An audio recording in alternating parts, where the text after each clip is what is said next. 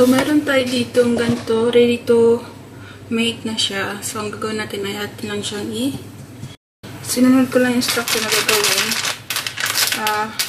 Gumawa na ako nito dati. Gagawin ulit ako. So, ilagay natin ito.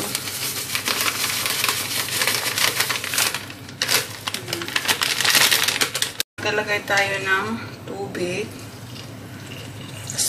There's cooking oil.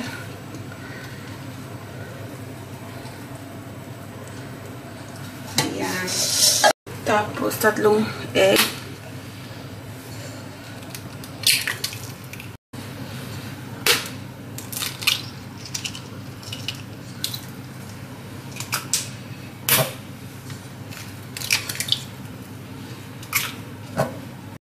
Sa atin ng i-on. Paano ba ito? Number 1 natin. Diba? Mabilis lang talaga pag may ganito. Ito iba. Ayan.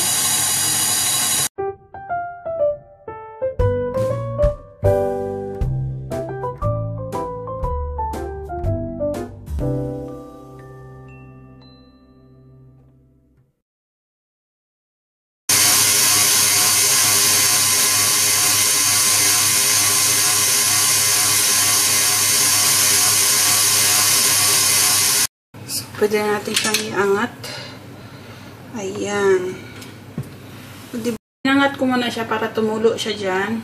Tapos alisin na natin. Itong ilagay ko is butter yan. Ilagyan ko yung butter, yung puwet. Puwet ba tawag yun? Ayan.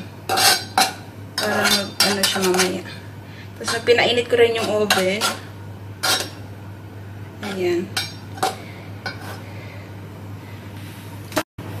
Pwede na natin ito ilagay. So, gantuhin natin siya. Tansya lang natin.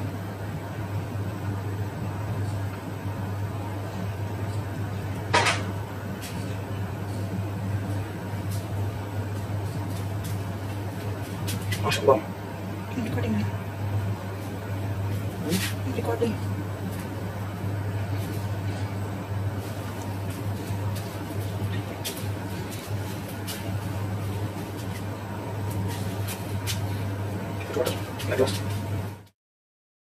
So, ilagay na natin siya doon sa oven.